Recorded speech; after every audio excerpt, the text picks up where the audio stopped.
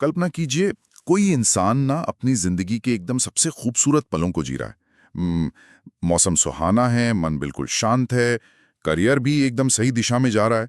और फिर मतलब अचानक बिना किसी चेतावनी या कारण के उसे एक भयंकर पैनिक अटैक आ जाता है। हाँ, खुशी का वो पूरा का पूरा माहौल पल भर में भविष्य के एक बहुत ही गहरे अज्ञात डर में बदल जाता है। बिल्कुल। और ये एक ऐसी स्थिति है जिससे आज के समय में बहुत से लोग जूझते हैं। लेकिन क्या हो अगर मैं कहूं कि इतिहास के सबसे महान कवियों में से एक ने ठीक इसी तरह के एक अचानक आए अस्तित्व के संकट का सामना किया था। जिसे हम अंग्रेजी में एग्जिस्टेंशियल ड्रेड कहते हैं, है ना? हाँ, बिल्कुल वही। और उससे भी ज्यादा हैरानी की बात यह है कि उन्हें इस गहरे अवसाद से बाहर निकालने वाला कोई बड़ा दार्शनिक या डॉक्टर नहीं था, बल्कि कीचड़ में सना हुआ एक बिल्कुल अनजान सा मजदूर था। आज की इस चर्चा में हम इसी अनोखी घटना पर बात करने वाले हैं। ये सच में मानव मनोविज्ञान का एक बेहद दिलचस्प पहलू है। हाँ।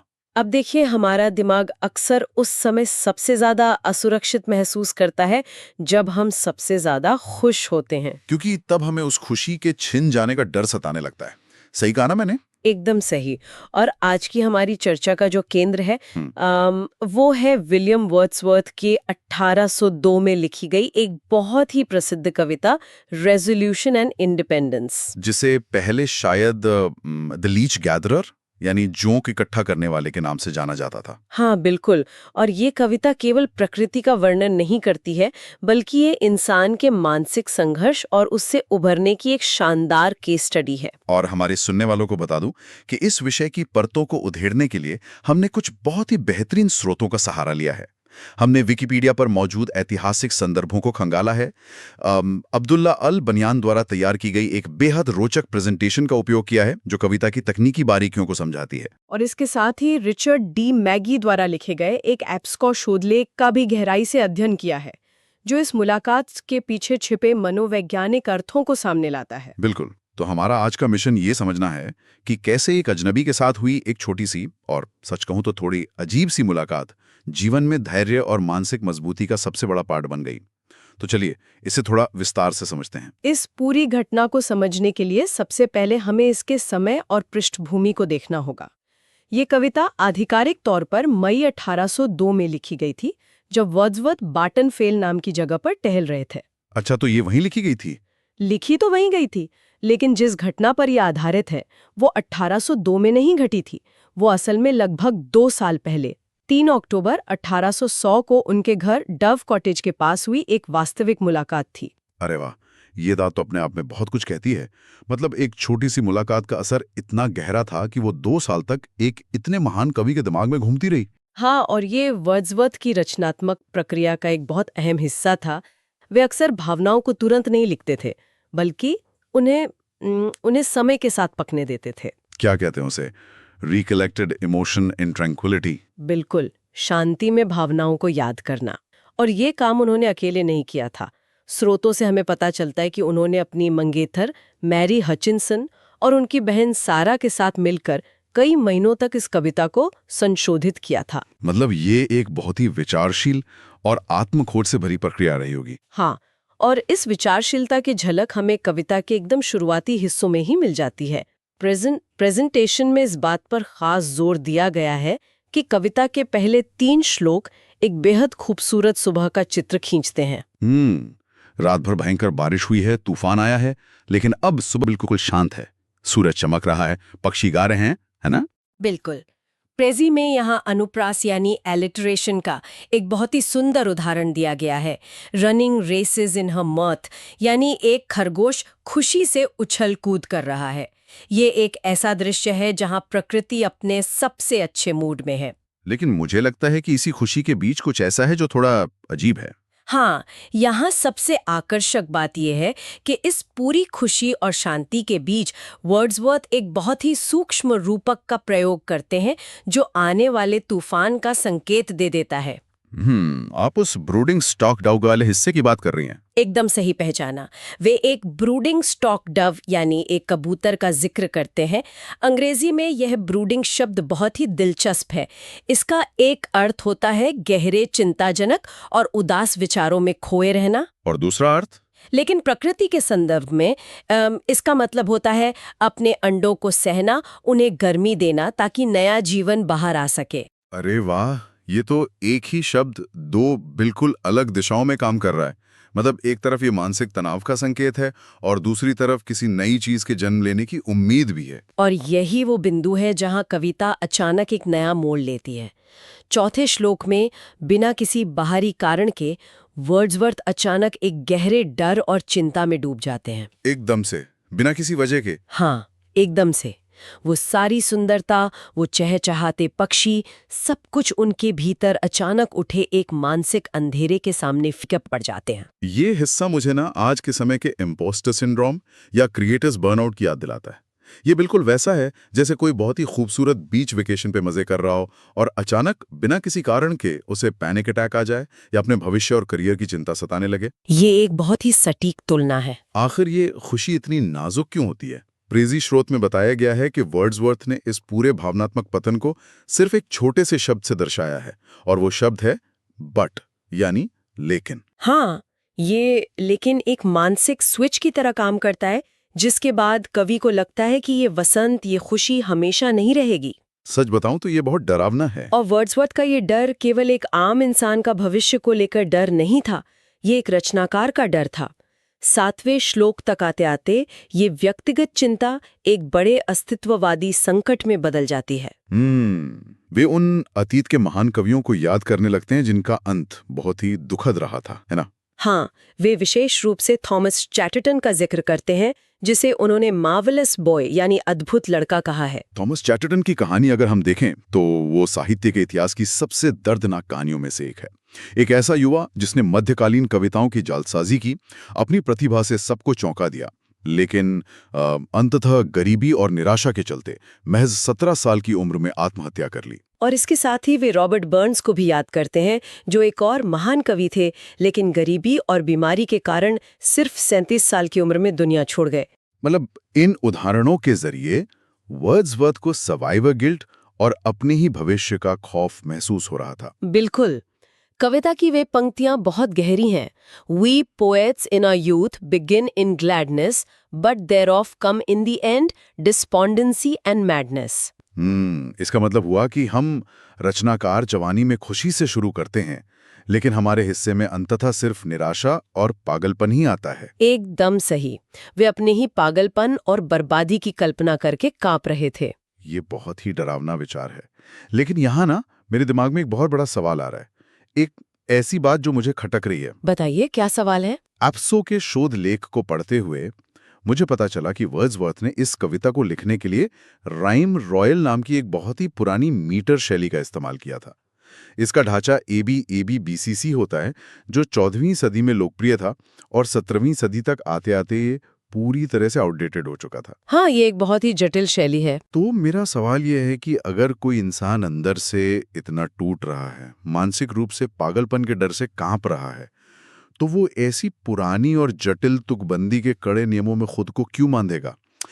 क्या इतने गहरे दुख के समय ऐसी तकनीकी विद्वत्ता पर ध्यान देना सिर्फ अपनी विद्वत्ता का दिखावा नहीं लगता? ये सवाल बहुत ही स्वाभाविक है और पहली नजर में ये सच में एक विरोधाभास लगता है, लेकिन एब्सको शोध हमें समझाता है कि ये दिखावा बिल्कुल भी नहीं था। तो फिर क्या था? दरअसल जब हमारा दिमाग अनियंत्रित होकर नकारात्मक विचारों की तरफ भाग रहा होता है, तो हमें उसे रोकने के लिए एक मजबूत बाहरी ढांचे की जरूरत होती है। राइम रॉयल वर्ड्सवर्थ के लिए वही ढांचा था। अच्छा, मतलब वो खुद को भटकने से रोक रहे थे। बिल्कुल। ये जटिल नियम उनके दिमाग को उस अवसाद के दलदल में डूबने से रोकने का एक तरीका था। अतीत की इस पुरानी शैली का उपयोग करके वे पाठकों में नॉस्टैल्जिया जगा रहे थे और खुद को इतिहास की एक लंबी परंपरा से जोड़ रहे थे, जो उन्हें स्थिरता दे रही थी। ओ, मैं समझ गया। एक तरह से वो कविता के मीटर का उपयोग अपने दिमाग को अनुशासित करने के लिए कर रहे थे। हाँ, और इस अनुशासन में उन्होंने एक बहुत ही खास मास्टर स्ट्रोक भी जोड़ा। एब्सको शोध के अनुसार वर्ड्सवर्थ ने इस पारंपरिक शैली में एक बदलाव किया। कैसा बदलाव? इस 140 लाइनों और 20 श्लोकों वाली कविता की हर 7वीं लाइन में उन्होंने एक अतिरिक्त मेट्रिकल फुट यानी आयम्बिक हेक्सामीटर जोड़ दिया, जो स्पेंसरियन शैली की तरह गूंजता है। ये थोड़ा तकनीकी हो गया, मैं इसे एक आसान उदाहरण से समझने की कोशिश करता हूँ। कल्पना कीजिए कि आप एक हाईवे पर बहुत तेज रफ्तार से गाड़ी चला रहे हैं, एक लय में, और अचानक सड़क पर एक लंबा स्पीड ब्रेकर आ जाए। हाँ, तो आपको अपनी गति धीमी करनी ही पड़ेगी। बिल्कुल। ये एक अतिरिक्त लंबी लाइन उसी स्पीड ब्रेकर की तरह काम करती है। जब पढ़ने वाला 6 लाइनें एक खास गति में पढ़ता है, तो 7वीं लंबी लाइन उसे अचानक धीमा कर देती है। ये बहुत ही बेहतरीन एनालॉजी है। ये लंबी लाइन हर श्लोक को एक गहरे आत्मचिंतन वाले ठहराव पर लाती है। मतलब वर्ड्सवर्थ ने अपनी कविता की संरचना को ही अपने दौड़ते हुए दिमाग के लिए एक ब्रेक बना दिया। एकदम सही। और इसी जमीनी जुड़ाव का एक और दिलचस्प तथ्य हमें प्रेजी स्रोत में मिलता है। जब हम तुकबंदी की बात कर रहे हैं तो ये ध्यान देना रोचक है कि वर्ड्सवर्थ ने चैटर्स और वाटर शब्दों की तुकबंदी कैसे की। आज की अंग्रेजी में तो ये बिल्कुल भी मेल नहीं खाते। हाँ, लेकिन उस समय उनका क्षेत्रीय लहजा ऐसा था कि वे वाटर को वाटर बोलते थे, तो चैटर्स और वाटर्स उनके लिए एकदम सही तुकबंदी थी। अरे वाह, ये छोटी सी बात दिखाती है कि भले ही वे अपनी सोच में आसमान की ऊंचाइयों या अवसाद की गहराइयों में जा रहे थे, लेकिन उनकी भाषा, उनका लहजा उन्हें उनकी अपनी मिट्टी से जोड़े हुए था। और इसी जमीनी यथार्थवाद के साथ कविता उस बिंदु पर पहुंचती है जो इस पूरे अनुभव का केंद्र है, वो अजनबी व्यक्ति। यहाँ बात सच में बहुत दिलचस्प हो जाती है, क्योंकि वर्ड्सवर्थ की मुलाकात किसी राजा, दार्शनिक या किसी ज्ञानी साधु से नहीं होती। हाँ, उनकी मुलाकात एक जोक इकट्ठा करने वाले यानी लीच गैदरर से होती है। यहाँ मुझे फिर से एक बात खटकती है, वर्ड्सवर्थ को जीवन का पाठ सिखाने के लिए जोक पकड़ने वाला ही क्यों मिला, कोई चरवाहा या दार्शनिक क्यों नहीं? क्या ये काम जानबूझकर थोड़ा अजीब नहीं रखा गया? अगर हम इसे व्यापक संदर्भ में देखें तो ये पेशा उस समय के लिए बहुत प्रतीकात्मक था। ये एक बहुत ही बूढ़ा और गरीब व्यक्ति था जो उथले पानी में जोक ढूंढता था ताकि उन्हें उस समय के डॉक्टरों को चिकित्सा उपयोग के लिए बेच सके। मैंने पढ़ा है कि ये काम बेहद खौफनाक था। वो गरीब इंसान दलदली ठंडे पानी में नंगे पैर खड़ा रहता था और अपने ही पैरों का इस्तेमाल चारे के रूप में करता था। बिल्कुल, ये इंसान की पीड़ा का एक दयनीय उदाहरण है। वर्ड्सवर्थ के सामने एक ऐसा इंसान था जो शारीरिक रूप से वो सब भुगत रहा था जिसका डर वर्ड्सवर्थ को मानसिक रूप से सता रहा था। गरीबी, दर्द और अकेलापन। हाँ, एब्स्को के शोध में 9वें श्लोक में इस्तेमाल किए गए एक डबल सिमिली यानी दोहरे उपमा अलंकार का वर्णन किया गया है। वह रूपक कैसे काम करता है? वर्ड्सवर्थ उस बूढ़े आदमी की तुलना सिर्फ एक चीज से नहीं करते। पहले वे उसकी तुलना एक विशाल पत्थर से करते हैं जो किसी पहाड़ की चोटी पर रखा हो। एक ऐसी स्थिति जहां वो थोड़ा सा भी हिला तो नीचे गिर सकता है। एकदम सही। और फिर वे उसी पत्थर की तुलना जमीन पर रेंगते हुए एक समुद्री जीव से करते हैं जो धूप सेकने बाहर आया हो। ये तो बहुत ही अजीब दृश्य है। एक समुद्री जीव जमीन पर कैसा लगेगा? यही तो बात है। ये दिखाता है कि वो आदमी अपनी जगह से कितना अलग और कटा हुआ महसूस कर रहा है। वो उस खूबसूरत सुबह के दृश्य में बिल्कुल फिट नहीं बैठता, लेकिन इसके बावजूद उसमें कितनी अकल्पनीय सहन शक्ति है। वो उस पत्थर की तरह अपनी जगह पर डटा हुआ है। प्रेजेंटेशन इस छवि को और भी शक्तिशाली बनाने वाला एक हाइपरबोल यानी अतिशोक्ति की ओर ध्यान दिलाती है। वर्ड्सवर्थ कहते हैं कि वह सबसे बूढ़ा आदमी था जिसके बाल सफेद हों। हाँ, ये स्पष्ट है कि दुनिया का सबसे बूढ़ा इंसान उस दलदल में नहीं खड़ा होगा। मतलब ये केवल उसकी शारीरिक उम्र नहीं बता रहा था, बल्कि उसके असीम ज्ञान को दर्शा रहा था, मानो वो सदियों से वहां खड़ा हो। बिल्कुल। और इसके बाद उन दोनों के बीच जो बातचीत होती है, श्लोक 12 से 18 तक, वो इस पूरी कविता का सबसे मार्मिक हिस्सा है। वर्ड्सवर्थ उस बूढ़े आदमी के पास जाते हैं और पूछते हैं कि वो अपनी आजीविका कैसे चलाता है। और मजेदार बात यह है कि जब बूढ़ा जवाब देता है तो वर्ड्सवर्थ उसकी बातों पर यानी उसके कहे शब्दों पर ध्यान ही नहीं दे रहे होते। तो वो किस चीज पर ध्यान दे रहे थे? वे उसके बोलने की शैली और पानी जैसी शांत आवाज में खो जाते हैं। ये बिल्कुल वैसा ही है जैसे आज कोई बड़ा पॉडकास्टर किसी दिहाड़ी मजदूर का इंटरव्यू ले रहा हो और मजदूर के संघर्ष की कहानी सुनने के बजाय पॉडकास्टर सिर्फ इस बात पर मंत्रमुग्ध हो जाए कि उसकी आवाज कितनी ASMR जैसी है। हाँ, आप ऐसा कह सकते हैं। नतीजा ये होता है कि 16वें और 17वें श्लोक में वर्ड्सवर्थ को एहसास होता है कि उन्होंने कुछ सुना ही नहीं। सच में? तो फिर उन्होंने क्या किया? वे फिर से वही सवाल पूछते हैं और वो बूढ़ा आदमी पूरी शांति और असीम धैर्य के साथ फिर से जवाब देता है। ये वाकया इतना अजीब है कि इस पर मुझे एक बहुत ही मज़ेदार बात याद आ रही है। 1871 में लुईस कैरल ने जिन्होंने एलिस इन वंडरलैंड लिखी थी, उन्होंने अपने novel through the looking glass में इस घटना की एक पैरोडी लिखी थी। अच्छा, कौन सी पैरोडी? उन्होंने हैडॉक्स आइज नाम की एक कविता लिखी थी, जिसमें इस अजीब और आत्मकेंद्रित बातचीत का जमकर मजाक उड़ाया गया है कि कैसे एक कवि अपने ही ख्यालों में इतना खोया रहता है कि उस बेचारे बुजुर्ग से दोबारा वही सवाल पूछ लेता है। लुईस कैरल का वो मजाक साहित्य के नजरिए से बहुत ही सटीक था। लेकिन अगर हम वर्ड्सवर्थ के मनोविज्ञान पर वापस लौटे तो वर्ड्सवर्थ असल में उस बूढ़े व्यक्ति से धैर्य और स्वीकारता सीखते हैं, जिसे उन्होंने कविता में कहा है, to give me human strength by apt admonition. बिल्कुल। एप्स्को के अनुसार अंत तक वह बूढ़ा आदमी बाहरी दुनिया का हिस्सा नहीं रह जाता, वह वर्ड्सवर्थ के दिमाग का हिस्सा बन जाता है। मतलब वो एक असली इंसान से एक विचार में बदल जाता है। हाँ, वह एक चट्टान से समुद्री जीव, फिर एक बादल और अंत में एक सपने में बदल जाता है। वर्ड्सवर्थ तय करते हैं कि जब भी भविष्य में वो अवसाद वापस आएगा तो वो अपने दिमाग में उसी अजनबी को याद करेंगे। तो इस सब का आखिर मतलब क्या है? सारांश में हम यह कह सकते हैं कि रेजोल्यूशन एंड इंडिपेंडेंस केवल प्रकृति की कविता नहीं है।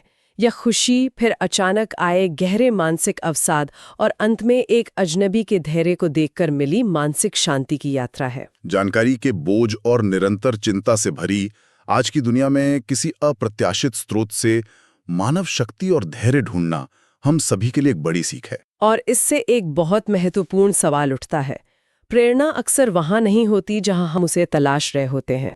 बिल्कुल सही बात है। और इसी बात से एक बहुत ही गहरा विचारोत्तेजक बिंदु जन्म लेता है, जो मैं चाहूंगा कि हमारे सुनने वाले आज अपने साथ लेकर जाएं। जरा सोच कर देखिए, इस कविता में वर्ड्सवर्थ का मानसिक तनाव